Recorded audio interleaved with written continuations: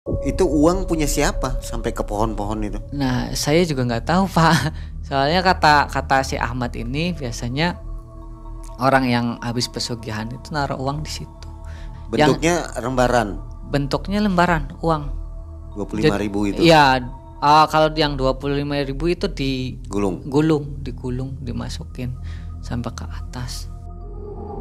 Pas lagi mandi dilemparlah saya sama si Ais ini pakai tanah. Terus, "Wis, jangan ganggu monyong," saya bilang kayak gitu. Nah, kesalahan saya itu bilang monyongnya.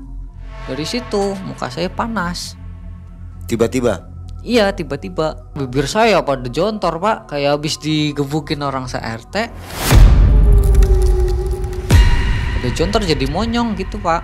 Tuh sekitar 1 sampai 3 sentian lah. Soalnya bener-bener bengap banget Pak bibirnya. Terasa panas. Teriak saya, wah gitu kan. Nah, pas dia buang air, dikejarlah itu air kencingnya sama api. sebesar apa itu apinya? Api unggun tuh, api unggun yang kami bikin kayak ngalir ke situ seret gitu Pak.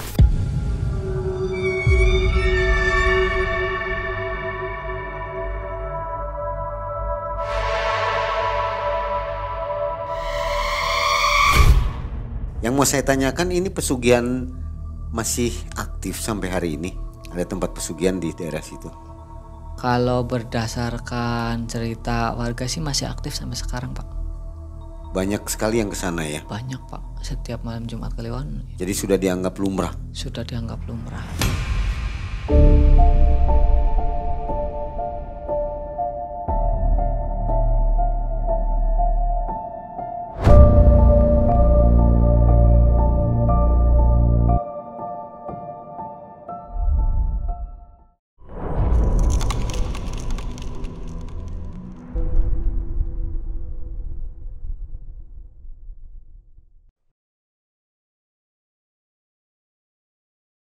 Assalamualaikum warahmatullahi wabarakatuh. Waalaikumsalam warahmatullahi wabarakatuh. Selamat malam Sobat MM, Sobat Malam Mencekam. Kita jumpa lagi di hari yang berbahagia ini. Malam ini kita akan mendengarkan lagi satu buah kisah nyata dari seseorang.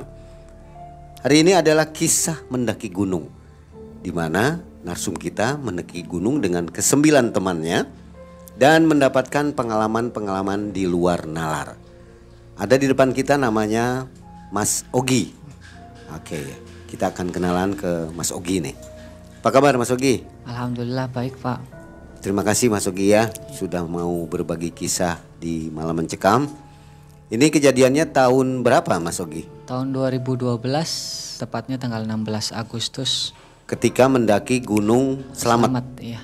Gunung Slamet itu di Tegal ya? Iya. Itu Oke. pengalaman pertama saya mendaki. Jadi ingin mendaki, ingin merayakan hari kemerdekaan Iya. di puncak gunung. Iya. Tanggal 16, jadi nginep 1 hari. Iya, betul. Besoknya upacara mungkin ya. Iya, besok paginya upacara di puncak gunung, terus sorenya baru pulang. Tapi nggak nyampe tuh. Sampai sih. Sampai? Karena ya emang udah niat, jadi Meskipun ada kejadian-kejadian Iya. aneh, iya, tetap sampai ya. iya tetap sampai. Baik, Sobat MM, kita seperti biasa akan berikan kenang-kenangan kepada Mas Ogi. Nah, ini Mas Ogi dari Malam Mencekam. Nanti dipakai ya Mas Ogi ya. Siap, Ini baik, Pak. bukti Mas Ogi sudah berkisah di Malam Mencekam. Oke, Sobat MM, semoga kita semua dalam lindungan Allah Subhanahu wa taala dan selalu dilimpahkan rezeki ya. Siap-siap mendengarkan kisah Mas Ogi? Jangan skip videonya. Silakan Mas Ogi.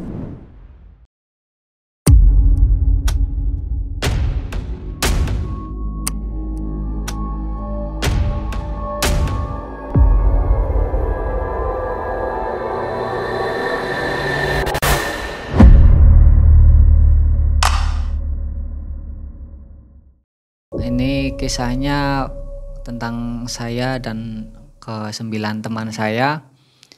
Ya, kami masih bersaudara sih, saudara dekat gitu. Nah, pas waktu itu ada ajakan dari teman saya. Namanya Tikus sama Lampor. Ya, nama panggilan lah. Nah, mereka ngajakin, tanggal 17 kan libur nih. kita enaknya kemana gitu.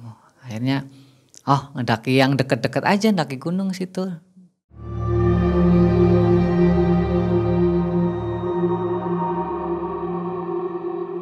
Nah, berhubung kampung kami itu dekat dari gunung tersebut, ini kami putuskan untuk mendaki gunung ke sana. Nah, tercantumlah tanggal 16 Agustus itu kami mulai berangkat dari rumah jam 6:30 pagi.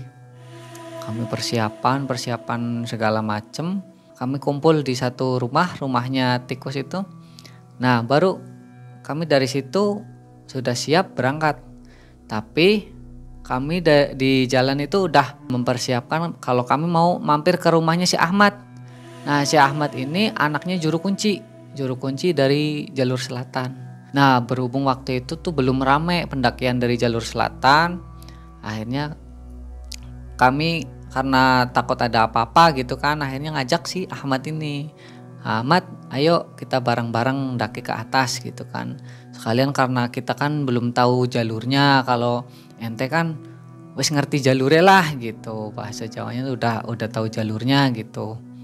Oh ya udah, saya ikut, tapi saya izin dulu ke ibu saya gitu. Nah, ibunya tuh awalnya sih nggak ngizinin karena takutnya si Ahmad ini diserang lebah lagi, kayak tempo hari katanya habis diserang lebah di atas gitu. Akhirnya ya udah, akhirnya ngizinin. Nah, berangkatlah kami dari rumahnya si Ahmad ini, berangkat dengan jalan kaki karena jalannya tidak bisa dilalui pakai sepeda motor pas waktu itu.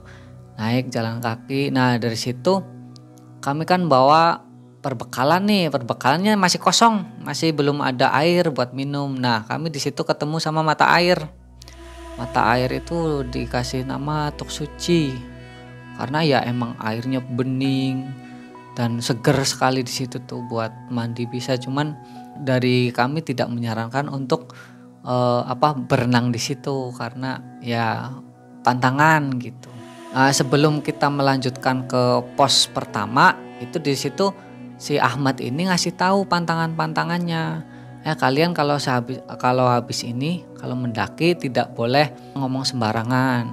Yang pertama, yang kedua dikasih tahu kalau kita itu kalau misalkan ada kejadian apa-apa di pas saat kita mendaki, itu kita tidak boleh cerita pas detik itu juga kita cerita, tidak boleh, harus disimpan dulu, nanti gampang mau diceritakan setelah pulang dari mendaki gitu. Nah, kami nurut aja. Nah, yang ketiga ini jalan yang kami lalui ini kan nggak mudah gitu, jadi nggak boleh kita jauh-jauhan jaraknya pas jalan tuh, jadi harus saling berdekatan gitu, maksimal ya 2 meter lah jalannya tuh di antara dari satu orang ke yang lain gitu.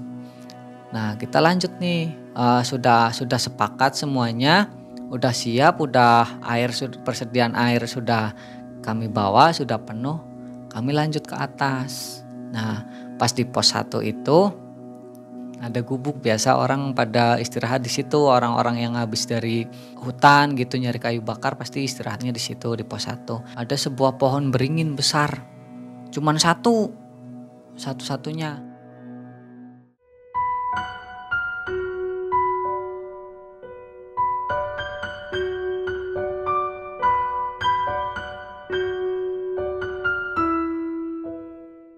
Nah, di pohon beringin itu di bawah akarnya itu ada kayak lubang. Nah, itu buat berteduh. Biasanya kalau dulu kan belum ada gubuknya, kalau sekarang kan sudah ada gubuknya. Kalau pas zaman dulu belum ada gubuknya, buat berteduh di situ. Nah, di antara akar pohon tersebut ada lubang kecil-kecil. Nah, lubang kecil-kecil itu sampai atas, sampai ke ujung, sampai ke puncak. Kata teman saya si Ahmad ini, biasanya ada uang gitu, semakin kita ke atas uangnya semakin banyak gitu. Nah, kita buktikan karena penasaran kan, namanya masih muda, penasaran, kita buktikan. Nah, berangkatlah si Ais ini kan, dia berangkat naik di lubang pertama, dia nemu 500 perak. Nah, saya ikut naik. Ya saya juga nemu 500 perak. Naik lagi selanjutnya sampai ke atas, ke pertengahan tuh. Nah, pas si pertengahan itu Ada dia nemu duit 25.000. Habis itu dia udah tidak kuat lagi, udah tidak mampu lagi naik karena ya pohonnya licin, banyak lumut. Nah akhirnya turunlah dia kan, karena Sangen udah lemes dia turun. Nah turunnya itu kenceng, seret, glosor kayak orang main selancar gitu. Pas nyampe bawah, terus kakinya patah, lututnya tuh mengsol. Nah terus habis itu si Ahmad ini dia punya cara pengobatan sendiri Pak. Cara pengobatan dia ambil namanya daun jingkat. Katanya sih kalau orang Jawa bilang daun jingkat. Daunnya itu kalau misalnya kita sentuh gitu, gatelnya minta ampun. Itu gatel banget. Nah itu digosok-gosokin, terus dia ambil daun ini talas, terus habis dibalutin di lututnya. Yang saya herankan 5 menit kemudian cuman didoain sebentar, dibuka lututnya balik lagi seperti semula. Itu uang punya siapa sampai ke pohon-pohon itu? Nah saya juga nggak tahu Pak. Soalnya kata si Ahmad ini biasanya orang yang habis pesugihan itu naruh uang di situ. Bentuknya lembaran. Bentuknya lembaran uang. 25.000 itu. Iya. Kalau yang 25.000 itu digulung, dimasukin sampai ke atas. Bahkan dulu almarhum bapaknya Ahmad itu cuman beliau yang bisa naik sampai ke pucuk katanya. Ya saya juga sampai tanya, lah kenapa sedangkan kita sendiri yang masih muda nggak mampu naik sampai ke angka 25.000 itu. Baru si Ais doang satu. Jadi tingkatannya Rp500. Naik lagi 1.000, naik lagi 2.000, naik 5.000 gitu. Selalu ada uang itu? Selalu ada. Boleh tahu ada pesugihan apa di situ? Kalau nggak salah kata Ahmad sih ular. Pesugihan ular? Iya. Banyak yang ritual ya? Banyak yang ritual kalau setiap malam Jumat Kliwon tuh. Setelah lututnya diberesin tuh, setelah sembuh, kami rundingan lagi. Ini mau lanjut nggak? Lanjut. Ya akhirnya ayo lanjut. Yang paling pertama si Ahmad karena beliau juru kuncinya, yang tahu jalan pertama. Nah saya paling terakhir. Saya lanjut. Nah tibalah kami di taman bunga. Di situ kayak danau, tapi nggak ada air. Di situ cuman ada bunga-bunga namanya, kalau bahasa Jawanya tuh Dringo Benglek, Taman Dringo. Karena emang sepanjang mata memandang, sejauh mata memandang cuman pohon Dringo yang kami lihat. Nah di situ tuh saya juga nggak tahu pas waktu itu, saya kira itu tanahnya tanah keras gitu ya. Nah sampai jauh tuh masih bisa diinjak gitu. Nah di situ ada hal mistis lagi Pak. Hal mistisnya itu ada suara orang bersenandung. Seorang wanita bersenandung. Otomatis karena saya yang denger ya, saya penasaran. Saya cari itu suara. Saya cari, makin lama tuh makin jauh. Kita nyari makin jauh. Nah sampai akhirnya saya nyampe di tengah-tengah tuh. Nah saya keprosok di situ. Keprosok di lumpur. Nah keprosok awalnya cuman selutut ya. Saya berusaha buat balik lagi ke tempat yang tadi, ke tempat awal. Tapi semakin saya berusaha, semakin saya kehisap. Semakin dalam sampai akhirnya pas perut. Saya kan otomatis teriak kan, karena ini teriak. Tolong gitu. Bro tolong. Nyong ning kene ge. Ki koning di kata teman-teman saya tuh. Ning kene. Nah, berhubung saya mikir lagi nyari-nyari alat biar buat tanda teman-teman tuh. Akhirnya saya cabut benglek satu. Saya di sini. Dia bilang gitu kan. Nah, teman saya akhirnya pada datang sambil bawa tali. Kebetulan kami kan bawa tali buat bikin tenda tuh. Dilempar sama dia, tarik. Pegang sama saya. Nah, saya dapat, saya pegang. Semakin mereka semua narik, semakin tarikan yang di bawah juga ikut narik. Nah saya di situ ngerasain kaki saya ditarik. Itu siang Pak. Sekitar jam berapa? Sekitar jam 9, jam 10. Masih pagi ya? Masih pagi. Lama kan saya tarik kan di situ, tarik. Nah, karena berhubung agama saya ngajarin kalau ada apa-apa itu baca doa. Nah, akhirnya saya baca doa, baca ayat kursi di situ 3 kali. Bacaan pertama tarikannya makin kendor. Bacaan kedua kendor lagi, sampai bacaan ketiga akhirnya saya dilepas. Nah, bisa kan? Saya naik ke atas kembali, udah sampai sini tuh udah lumpur semua, Pak. Habis itu gimana nih bersihinnya nih? Ada air, jangan pakai air itu karena airnya buat bekal kita ke atas. Soalnya di atas tuh nggak ada air lagi. Akhirnya ya dengan keadaan saya compang-camping lumpur, nah, saya masih penasaran dong, pengen ke atas, tetap pengen naik ke atas gitu. Akhirnya oh iya, di depan tuh ada sumur penganten. Nah, sumur penganten itu ada 2 katanya. Nah, saya ya udah ayo kita jalan ke sana gitu kan. Tapi ingat jangan ngomong yang macem-macem, kata si Ahmad ini. Ya siap, jalan lagi kita set. Nah, pas di jalan itu ada lagi ya sarang lebah. Di situ besar banget sarang lebahnya tuh, Pak. Karena cuman saya yang berlumpur. Nah, mungkin lebahnya ngecium kan ya. Ngejar. Awalnya dua ekor. Apa ini gitu saya bilang. Apa. Aduh, tawon, pahit.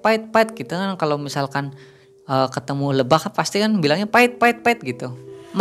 Semakin kitanya berontak, semakin banyak lebah datang. Akhirnya kami kabur kan, lari. Pas lari, sepatu saya licin karena habis kena lumpur, ketinggal di belakang. Udah lillahi ta'ala aja, ngambil daun pisang buat nutupin badan udah. Nah, teman-teman dikejar, saya enggak. Itu saya ketinggalan. Nah, habis itu pas saya nengok udah aman. Lanjut lagi, baru kontak-kontakan lagi. Bro, lagi pada ning di. Ning di, mat ning di. Kos lampor pada maring di. Kita ning kene. Oh iya, akhirnya ketemulah kita kembali. Udah ngumpul lagi. Tadi gimana lebahnya gitu kan? Oh, lebahnya nggak ngejar lagi katanya. Oh ya udah syukur. Ya udah ini mau dilanjut enggak? Udah sampai sini nih. Nah, saya tanya kayak gitu kan. Udah banyak cobaan mending pulang aja, kata Ahmad. Tapi si ICT orangnya kan penasaran kan. Udah saya penasaran, maju lagi aja ngapain gitu kan. Masa cemen banget baru segitu aja katanya gitu kan. Ya udah lanjut. Itu belum pos 2, Pak, masih pos 1. Dari berapa pos itu? Itu dari 12 pos, Pak. Baru di pos kedua sudah banyak masalah ya? Iya, makanya si Ahmad nyuruh kita buat udah aja pulang. Nah, pas habis itu kami lanjut lagi. Nah, ketemulah kami di pos yang kedua. Nah, pos kedua itu dekat sama sumur penganten. Nah, saya itu mandi di situ. Nah, pas lagi mandi dilemparlah saya sama si Ais ini pakai tanah. Terus, wis jangan ganggu monyong, saya bilang kayak gitu. Nah, kesalahan saya itu bilang monyongnya. Dari situ muka saya panas. Tiba-tiba? Iya, tiba-tiba. Habis saya bilang monyong, panas mukanya. Nah, kesalahan saya enggak cuci muka. Harusnya kan cuci muka. Nah, dari situ saya nengok ke sebelah kanan. Nah, di situ ada lubang kecil. Nah, sebesar apa tuh? Ya sebesar anak baru bisa merangkak segitu. Bolongnya? Iya, bolongnya. Kata Ahmad itu lubang untuk tembus ke sumur yang cowok, yang laki-laki. Karena kan kalau turun dari atas nggak bisa, soalnya terlalu curam dan nggak ada jalannya. Kata Ahmad itu orang-orang yang ngelakuin pesugihan yang bisa ke sana. Nah, gantian teman-teman yang lain ke situ mandi. Emang airnya saking dinginnya itu jadi pedes, Pak. Di muka tuh kalau misalkan buat cuci muka jadi pedes saking dinginnya tuh. Habis kita mandi naik kan. Nah, mau lanjut lagi nih. Nah, pos ke 3 itu nggak ada apa-apa, nggak ada halangan, nggak ada apa. Nah, pos ke 4 nggak ada sampai pos ke 5. Pos kelima kita disambut sama burung kuniran. Nah saya tanya, itu burung apa, bagus banget, saya bilang gitu. Saya kira kenari ya, warnanya kuning. Saya tanya ke Ahmad, itu burung apa kok bagus banget? Oh itu kuniran namanya. Nah kalau kita udah ketemu sama burung itu, ya insya Allah kita sampai pulang juga selamat. Oh kenapa kok bisa gitu? Itu berarti kita sudah disambut dengan baik oleh penunggu jalan ini gitu. Setelah ketemu burung kuniran itu, lanjut ke pos berikutnya sampai ke vegetasi. Sebelum sampai vegetasinya ada kejadian aneh Pak. Kejadian aneh, saya kan paling belakang nih, ditarik dari belakang. Nah saya nggak tahu kalau saya ini paling belakang, saya kira tuh di belakang masih ada. Nah, ngomongnya pakai bahasa daerah. Woi bro, enteni nyong keri ge, nyong asih adoh mburi. Apa itu artinya? Bro, tungguin saya masih di belakang, masih jauh. Terus saya kaget, dah siapa yang narik? Terus siapa yang ngomong? Saya nengok ke belakang nggak ada siapa-siapa. Akhirnya saya ngejar yang di depan kan, makin ketinggalan sama yang di depan. Padahal perjanjian pertama tuh kita nggak boleh lebih dari 2 meter jaraknya jalan tuh. Tapi gara-gara ditarik itu jauh, makin jauh gitu. Nah pas waktu itu saya ketar-ketir nih. Aduh kita ketinggalan jauh lagi. Untung masih ada senter. Teman-teman pakai senter kan, saya bisa lihat senternya. Dari jauh saya langsung lari. Pirit-pirit. Pas lari di jalan itu tiba-tiba di tebing itu gugur jalannya. Longsor. Padahal keadaan terang Pak, nggak hujan. Nah, akhirnya dari situ saya teriak, bro, tungguin saya ketinggalan di sini longsor gitu kan. Nah si Atun ini teriak ke Ahmad, Mat itu si Ogi ketinggalan di belakang gitu. Ah yang benar iya, longsor pula. Ya udah, akhirnya balik lagi kami bersembilan tuh nungguin di yang 8 orang nungguin di seberang, saya sendirian di situ. Nah, kita lempar-lemparan tali, Pak. Lempar-lemparan tali kita bikin di situ buat pegangan, tali buat pegangan. Akhirnya saya pegangan tali saya iketin ke pohon talinya. Saya lewat tebing, lewat samping yang longsoran tadi tuh. Saya lewat situ pakai pegangan tali pelan-pelan. Sambil bikin jalan lagi Pak, pakai pisau tuh. Serok-serokin pakai pisau bikin jalan, baru habis itu bisa lewat lagi kan. Kata Ahmad itu kalau misalkan kita jatuh di pas longsoran itu tadi, kita udah sampai Purwokerto dan nggak bisa ditemuin lagi gitu, nggak bisa diketemukan lagi sama orang karena ya emang jauh medannya yang sangat curam dan ya gelap juga sih di bawahnya Pak. Banyak pohon rindang tuh. Nah ini ada si Ais ini orangnya kan emang rada-rada gitu ya, rada-rada somplak. Untung lu nggak kena longsoran gitu kan. Kalau kena longsoran udah besok kita nggak ketemu lagi gitu. Itu kan kata-kata yang nggak boleh sebenarnya di situ. Nah akhirnya kita jalan lagi, habis jalan tuh sampai ke vegetasi. Kita bangun tenda di situ, tiba-tiba hujan Pak.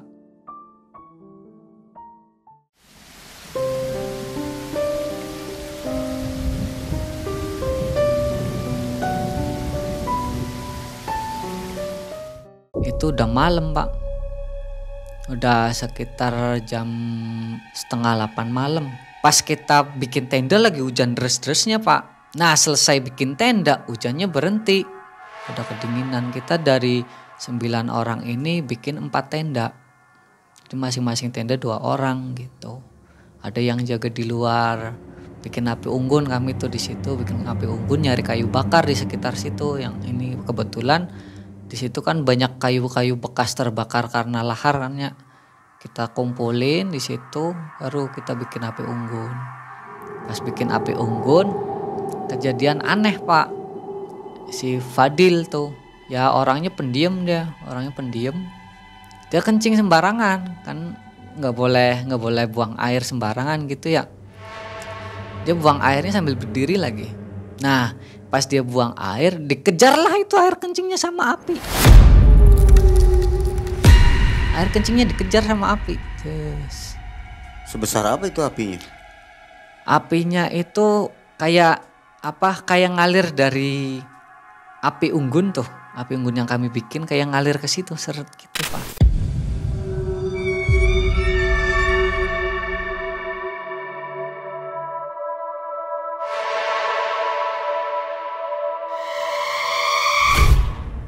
Padahal dari api unggun sampai jarak dia buang air itu lumayan jauh, sekitar 12 meteran lah. Kan soalnya dia mantatin api unggun sih pas buang airnya. Akhirnya di situ disiram lah pakai air. Pas waktu itu dia kami lagi ngopi kan, disiram pakai air yang itu. Terus baru habis itu udah cebok yang bener. Tadi, selalu oleh Ahmad ya? Iya, selalu oleh Ahmad. Karena Ahmad yang paling bisa. Iya, Habis kejadian itu saya merasa, aduh, gimana ya, dari tadi yang kena paling banyak saya nih.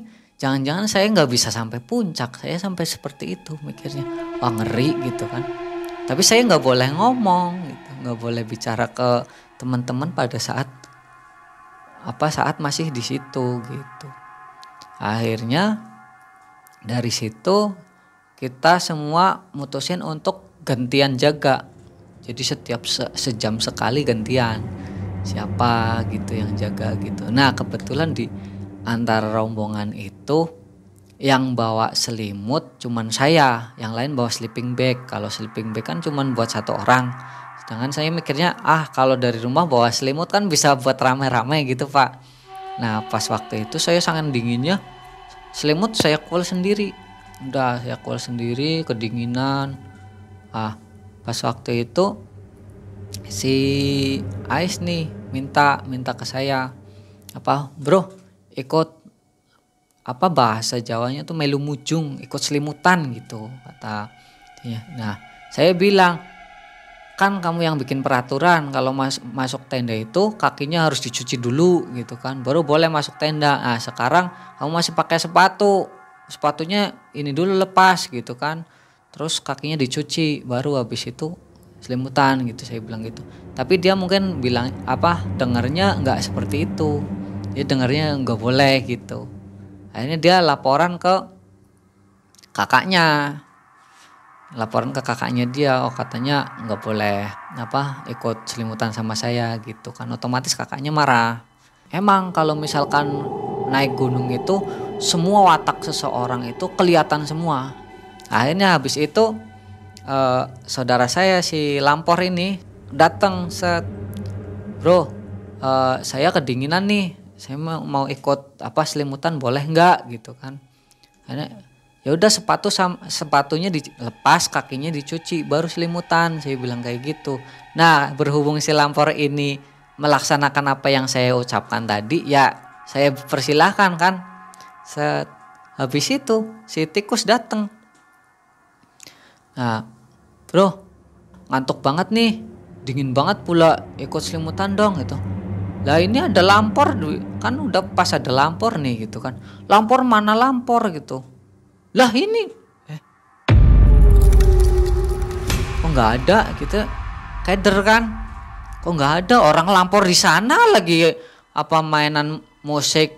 Lah terus yang tadi kesini siapa gitu, ngimpi kali lu katanya gitu kan. Oh ya udahlah, masuk, saya bilang gitu kan. Masuk, gantian. Habis itu saya nggak bisa tidur tuh malam itu, nggak bisa tidur mikirin, nah tadi siapa ya, keder gitu kan. Akhirnya pas gantian saya jaga kan, jaga, ya udah saya keluar jaga, gantian jaga, liatin ke atas, pas ngeliat ke atas tuh ada api, percikan api, saya kira gunungnya erupsi gitu kan. Saya langsung ngomong ke teman-teman, "Weh, gunungnya aktif, indah banget," saya bilang gitu kan.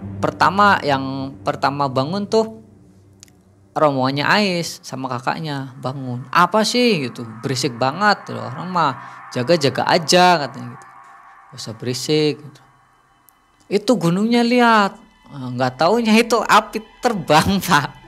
Jadi apinya kayak lahar awalnya, terus habis keluar tuh terbang. Jadi mau kayak muterin gunung gitu Pak, muterin puncak gunungnya tuh. Kayak gitu. Ih, kok apinya kayak gitu gitu. Ya lu salah lihat kali gitu kan. Enggak, itu liatin saya bilang gitu. Kasih Ais sama kakaknya nih. Oh iya sih gitu kan. Wah serem nih, pada masuk semuanya ke dalam kan. Nah pas masuk semuanya pada ketakutan.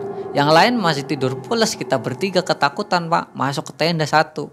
Udah usul-usulan di situ. Apa menjelang subuh tuh, sekitar jam 2:30 subuh tuh. Baru kami ini keluar. Pas keluar langitnya kayak udah cerah gitu. Wah udah siang nih gitu kan. Pas saya lihat handphone, terus buat ngaca tuh kan, karena udah rada cerah kan kelihatan tuh. Bibir saya pada jontor Pak, kayak habis digebukin orang se-RT. Ada jontor jadi monyong gitu Pak. Berapa senti itu? Ya kayak orang habis digebukin aja gitu, sekitar 1-3 sentian lah. Soalnya bener-bener bengap banget Pak. Terasa panas. Teriak saya, wah gitu kan. Nah temen, kenapa, ada apa ini? Ini muka saya kok seperti ini gitu. Si Ais tuh bilang, berarti tadi pas dikejar-kejar sama lebah tuh lo kesengat, nggak ngerasain gitu, saking takutnya gitu kan. Tapi saya mikirnya enggak kok, nggak ada lebah yang nyengat saya, orang saya tutupan rapet pakai daun pisang kepalanya. Mana ada, kalaupun ia nyengat kan pasti yang disengat kaki gitu kan. Tapi juga nggak mungkin, soalnya saya pakai celana yang tebel, celana jeans, jadi nggak mungkin. Akhirnya mikir, oh iya, dalam hati tuh, oh iya tadi pas dijailin sama si Ais di sumur pengantin tadi tuh saya bilang monyong, saya bilang gitu. Akhirnya terus Ahmadnya, oh iya benar, berarti itu. Nanti pulangnya aja, pulang dari sini kita benerin lagi gitu kan. Siapa tahu dikasih kesembuhan gitu. Akhirnya dari situ jam 3 pagi kami naik ke atas, naik ke pucuk.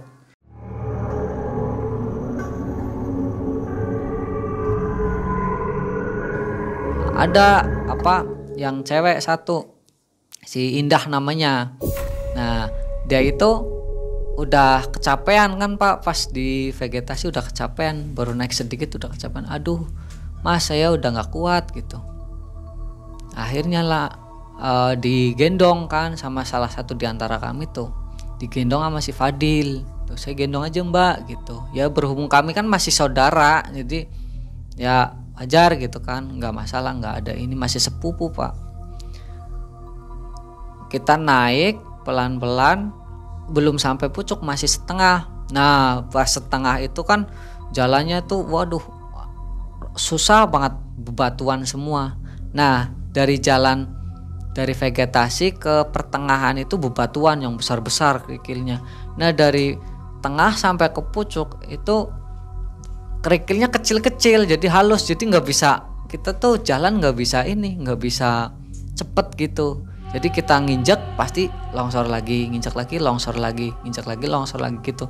Makanya kalau misalkan pas mau naik, pas mau deket ke atas itu jangan bikin longsoran sedikit, jangan asal nanjak gitu, nanti batu yang kecil itu memicu batu yang besar untuk turun ke bawah, dan hasilnya ya yang di bawah yang berbahaya gitu. Nah pas waktu subuh itu naik ke atas itu alhamdulillah banyak orang dari jalur timur, dari jalur Guci pada datang ke atas gitu, pada naik ke pucuk. Nah juga sama, saking semangatnya tuh pengen ngerayain 17 Agustus di atas gitu, pengen ngibarin bendera. Akhirnya sebelum sampai ke situ angin kenceng sekali Pak. Kondisi mulut gimana? Masih monyong. Pada saat itu saking semangatnya, nggak peduliin kondisi wajah kayak apa, naik aja udah gitu. Naik sampai ke atas. Pas nyampe ke pucuk baru saya kan pakai itu pakai bandana buat nutupin muka gitu.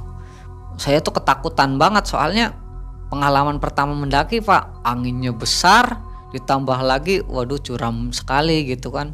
Nah ke bawahnya itu seperti ini kayak ngentawel, tinggal kalau misalkan kita bikin hentakan aja di atas ya mungkin gugur ke bawah, kita bisa masuk ke kawahnya gitu.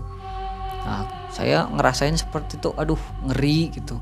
Nah teman-teman mah yang udah biasa pada pede, pada ada yang foto di batu yang besar paling atas, ada yang foto pose bawa bendera yang besar tuh, bendera merah putih yang besar. Pas saya disuruh pegangin itu bendera, nah rasanya tuh saya kayak mau terbang Pak, kayak mau ikut terbang. Teman saya bilang nggak usah takut, orang dataran begini. Nah tapi saya merasanya itu tebing tuh kayak angka 1 lurus gitu. Jadi takut gitu, bener-bener saya tuh nggak bisa berdiri dengan 2 kaki. Paling merangkak, bisanya merangkak, saking takutnya tuh merangkak aja sampai ke atas juga, foto-foto juga merangkak aja, nggak pernah ini tangan namanya nggak nyentuh tanah, nggak pernah. Paling pas pegang bendera itu pun tangan yang satunya masih nyentuh tanah. Saya berani tangannya ngangkat dari tanah tuh karena pegangan sama teman-teman semua. Nah di situ saya suruh si tikus ini kan tadinya pas mau berangkat kan saya suruh bawa air. Teman-teman di situ pas di puncak pada kehabisan air semua Pak. Saya bilang tadi disuruh bawa air nggak mau, saya bilang gitu. Sehabis upacara nih, bukannya kita happy malah pada berantem Pak, pada saling menyalahkan, lu sih gini, lu sih gini gitu kan. Di tenda anehnya tadinya kan ada air masih sisa 2 jerigen yang 5 liter tuh Pak. Di tenda masih ada. Pas kita nyampe tenda udah habis semua, udah nggak ada. Mau bikin mie rebus pun nggak jadi. Akhirnya ya udah karena persediaan air sudah habis, akhirnya kami memutuskan untuk turun. Itu diambil siapa airnya? Nggak tahu Pak, udah habis aja. Kami nggak tahu siapa yang ngambil, tapi tahu jerigen yang tadinya isi 5 liter itu sudah nggak ada isinya gitu. Apa mungkin pendaki lain yang ngambil? Nggak mungkin, soalnya kami yang mendaki dari area selatan. Habis itu kami mutusin karena berhubung perbekalan air kami sudah habis, jadi harus buru-buru turun ke bawah gitu. Nah yang ada mata air itu cuman ya di sumur pengantin itu sama awal sebelum pos pertama itu Tok Suci itu gitu. Jadi kami turun dengan gerakan cepat lah. Nah cuman pas waktu ada di pos 8 kalau nggak salah tuh, ada di pos 8 saya ada slack sama teman saya itu yang namanya Ais itu, yang suka jahilin saya. Lambat nih turunnya dari atas kan, lambat, terakhiran mulu gitu kan. Katanya foto-foto dulu gitu. Ya udah duluan aja, kalian duluan aja, tinggal aja gitu kan. Nah ada omongan seperti itu dari Ais. Nah karena saya udah keburu jengkel gitu kan, akhirnya saya mutusin buat turun sendiri Pak. Saya turun sendiri, glosor turun. Ahmadnya teriak-teriak, Gi jangan turun dulu Gi, jangan turun dulu gitu. Nggak tahu kenapa kayak ada yang ngarahin aja gitu. So, kayak sudah hafal di luar kepala itu jalannya ke situ gitu kan, kemana-kemananya. Kayak orang kesetanan gitulah pulangnya tuh, kenceng banget. Nggak ada, pas kita berangkat itu berjam-jam, itu pas saya turun itu nggak nyampe 1 jam udah nyampe Pak ke pos pertama. Nah pos pertama itu saya baru masih ini nih, bibir masih pada monyong. Aduh iya ya, baru masih pada monyong. Otomatis saya nungguin mereka di situ di pos pertama, nungguin aja. Lama nungguin di situ tuh. Aduh ini gimana teman-teman belum pada nyampe sini gitu kan. Nah lama sekitar saya nungguin di situ tuh ada 3 jaman Pak, nungguin teman-teman pada turun. Pas waktu itu saya dengar teriakan teman-teman tuh, Gi lu di mana Gi? Jangan sampai tersesat Gi, Yogi di mana gitu. sadar, oh itu teman-teman lagi manggilin saya. Saya samperin ke sana. Pas samperin nyampe Taman Dringo lagi kan, nggak ada orang Pak, nggak ada orang itu. Aduh, perasaan tadi suaranya di sini, kok nggak ada. Saya langsung, waduh, jangan-jangan yang tadi nyanyi juga yang manggilin saya gitu kan. Saya balik lagi ke atas. Nah, ketemulah kita di sumur pengantin itu sama teman-teman. Terus si Aisnya ngejekin saya. Makanya jadi orang nggak usah sok-sokan gitu kan. Ini tuh lahan orang, wilayah orang gitu kan. Bukan wilayah sendiri. Kalau wilayah sendiri silakan gitu kan. Dalam hati, iya. Ya udah, ini gimana? Caranya saya masih bengap gini gitu kan. Lu tadi kalau misalkan pulang baik lu abadi lu kayak gitu baik, kata si Ahmad tuh. Terus gimana dong ini cara benerinnya, cara sembuhinnya? Ya udah lu ikut lagi. Nah, saya ikut Ahmad turun ke sumur yang cewek tadi. Terus kata si Ahmad suruh cuci muka. Saya cuci muka di situ. Panas kayak pertama cuci muka tadi. Panas, pedes, perih pokoknya. Kayak gimana, kayak abis disayat terus dikasih air cabai gitu. Wah, panas banget. Perih ya? Perih banget. Habis itu udah pakai dulu bandananya.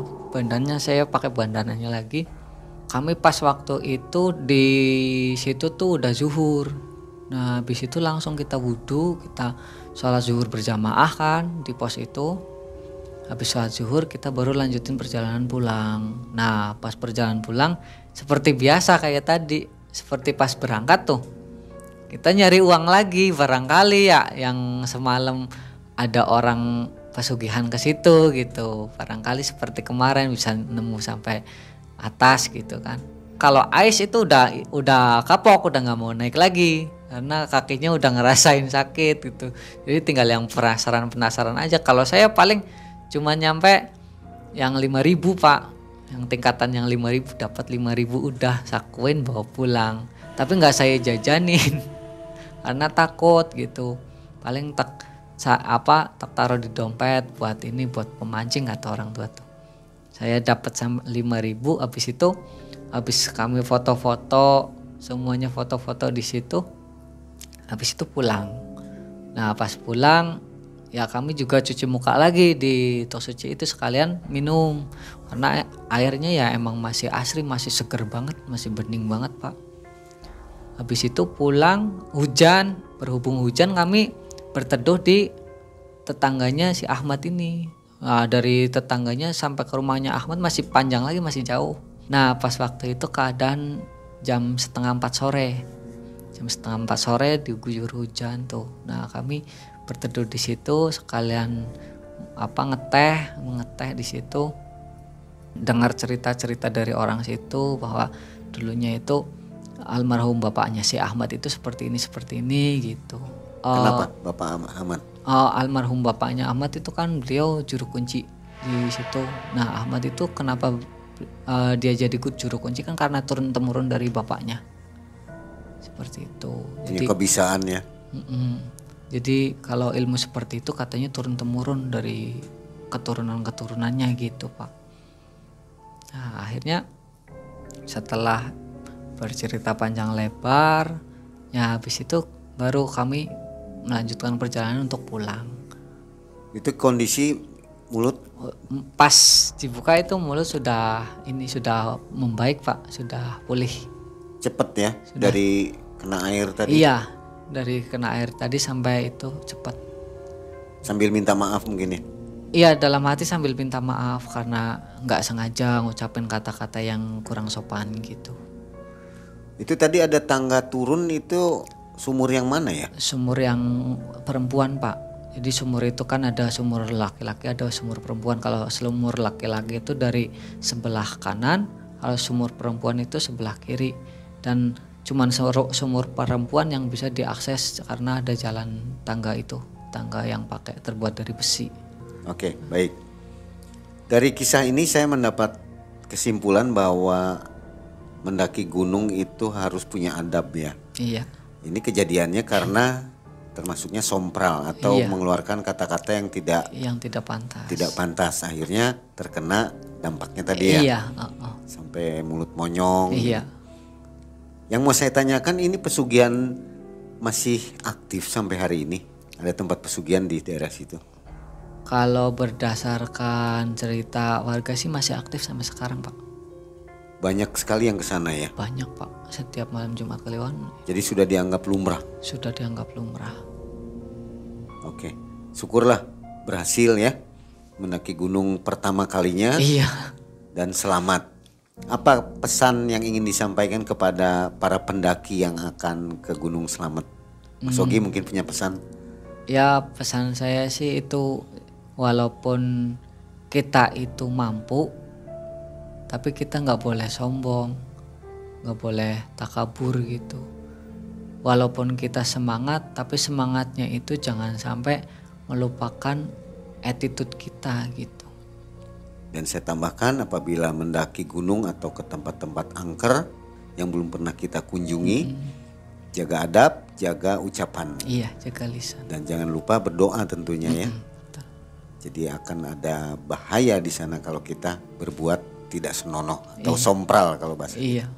Baik, terima kasih Mas Ogi atas kisah yang menarik ini, menambah wawasan kita tentang mendaki gunung. Dan akhirnya Mang Ai dan tim undur diri. Assalamualaikum warahmatullahi wabarakatuh.